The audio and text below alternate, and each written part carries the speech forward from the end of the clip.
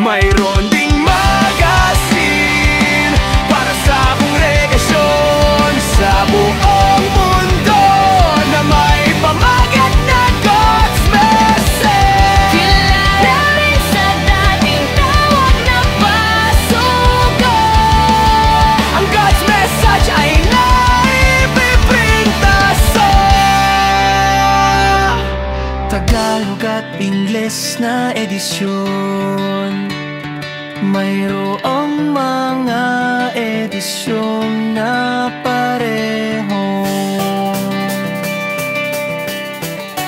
May Tagalog at Ingles.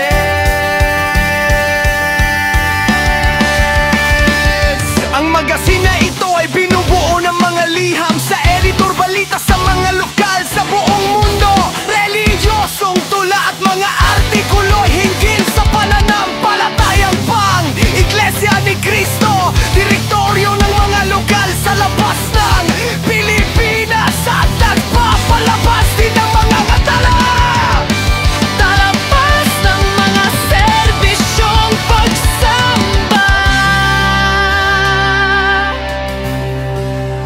May mga pamphlets ding na ibinibigay sa mga miyembro na nagpapakilala sa mga paunahing tagapagsalita tuwi mayroong nakatakdang pagsamba.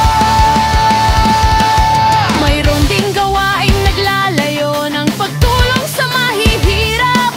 Nakapagtatag na sila ng pabahay gaya ng Tagumpay Dile at nagbibigay ng libreng gamutan at serbisyong dental sa mga proyektong gayang ng linggap sa mamamayan. Bukod dito, mayroon rin silang mga serbisyong pangkomunidad gaya ng paglilins ng lansangan, pagtatanil at pagdodonate ng dugo.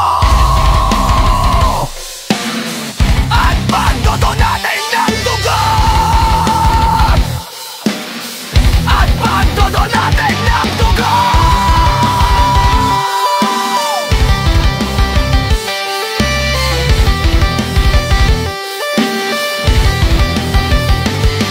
Ang pagsabi sa Iglesia ni Cristo ay Ibinibigay sa pamamagitan ng bautismo. Ang sinuman na gustong mabautismuhan ay dapat munang sumailalim sa mga Bible study on Doctrines, kung saan itinuturo ang 25 na doktrina. Matapos nito ay susubukin sila sa mga pagsamba na inaabot ng 6 na buwan o mahigit pa kung hindi tuloy-tuloy. at kung ang unganim ay napasyanatiyak ng sumasampalataya sa mga doktrina ay saka lamang sila tatanggap ng banal na bautismo. Kapag siya ay nakarehistro na sa kanilang lokal, siya ay binibigyan ng tarheta kung saan ay dapat itaog tuwing sasamba. Sa Estados Unidos, meron 3 karagdagang aral na itinuturo na karamihan ay naglalaman ng impormasyon ukol sa bahay-sambahan at ang magsisimula nito sa Pilipinas. Ang mga aral na ito ay nakasulat sa libro ng doktrina na isinulat ni Eranio G. Manalo na pinamagatan.